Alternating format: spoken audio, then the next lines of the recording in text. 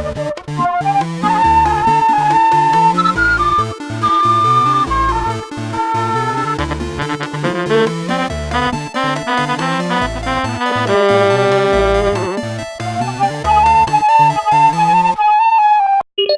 I'm the assistant that was supposed to give Brendan Fraser his coffee, Jake. And I'm highly addicted to the smell of the ET ride, Clayton. And welcome to Clinical Term Nerd. where we talk about everything and anything Nerdy. So, we did a little poll last week, and it was between the Console Wars and the Universal Studios, and the big winner was... Studios. Universal Studios! Ooh. So, living here in Orlando, we obviously spend a lot of time at the theme parks, and Universal is one of our many stops. So, we've got the two parks, Universal Studios and... Hell's Adventure. So, which one do you prefer? I love them both equally. I would say, spoiler alert, I worked at both of them. I have to say, from that viewpoint though, I have a special place in my heart for Islands of Adventure. Okay. But I also really love Universal. Growing up as a kid, I would say that Universal Studios was my favorite park to go to. I love the movie, the behind the scenes making of stuff, so that park really appeals to me. At least some of the older attractions they used to have did. Mm-hmm. Not so much anymore. Well, yeah, they've actually, a lot of their old stuff is gone. I think, E.T.'s lost one? So... I guess it should be. But, like, it's made way for some really, really cool stuff, mainly, Harry Potter. Harry Potter. Right? Yeah, so Universal Studios is home to Diagon Alley, and then Islands of Adventure is home to Hogsmeade, which is my personal favorite, because that was the original section of Harry Potter, and then Diagon was the expansion, which, to my knowledge... the Florida park is the only one that has Diagon Alley right now. Oh, yeah, that's cool. I remember going to, the first year Hogsmeade's open, I remember going. Mm-hmm. The wand selection back then was... Basic. Limited. So, that's when people were like, what wands do you have? I was like, oh, I got Harry Potter's wand. They're like, oh, of course you got Harry Potter's wand. I'm like, hey, when I originally went, that's all there was there. It was between that, Ron and Hermione. See, I'm special. My grandmother ordered me my wands from the Noble Collection before the park ever opened. And then my first wand from the Wizarding World, I didn't get until I started working there actually.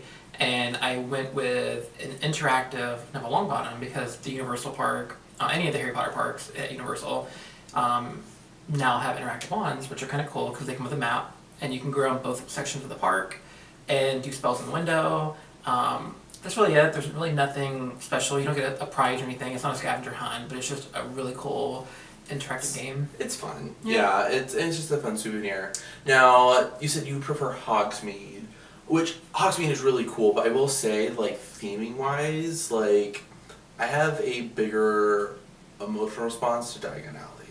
I feel like the theming for Diagon Alley they did a fantastic job. First time going to Hogsmeade, it was really cool. I was super excited. First time walking into Diagon Alley, I cried. It didn't hit me that hard. It hit me pretty hard. No, not me. The first time I went in there, I cried because it was like, holy fuck, look at all these people. And I quickly left. 2 years later, I came back, and then I did, the rides and the attractions, because I don't like crowds. I will say that Hogsmeade has better rides. I don't really like the Gringotts ride. It's not... I mean... It's okay. They both have, a ride. I don't really count Hippogriff, so they both have one ride. Okay, so one thing I know you always make fun of is the parking situation. Oh, it's so bad. It is so bad.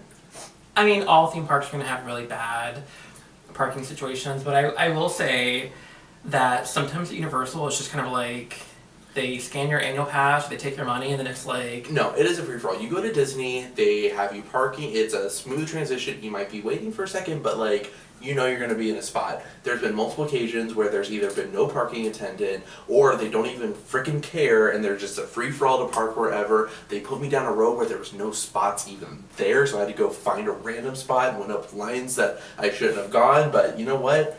I'm heated and triggered when it comes to Universal parking because it's always terrible. Always.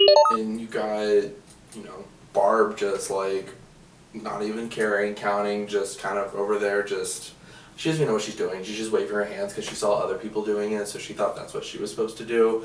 And then, George at the end there, just picking his nose, not paying attention, and just kind of, once again, saw someone else waving their hand, so he did the same thing.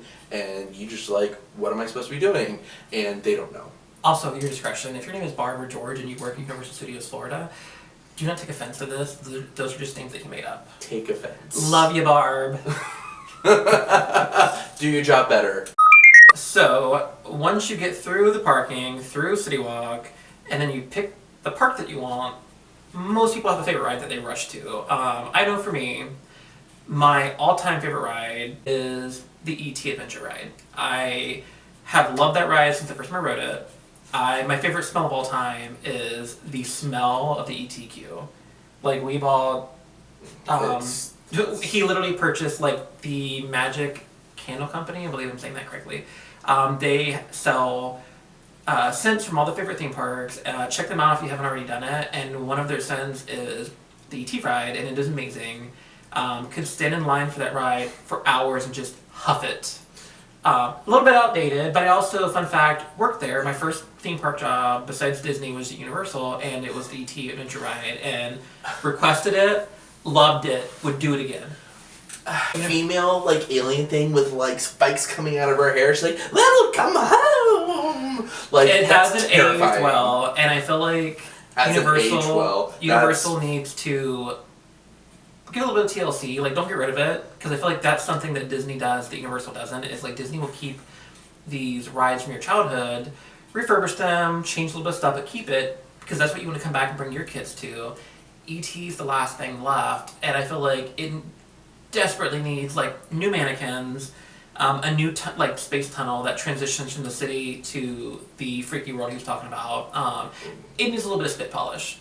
Also, how come? Okay, there's multiple whatever E.T. species is. Like, how come E.T. was the only one that could save his planet? Why are you reading too much into it? What is your favorite ride?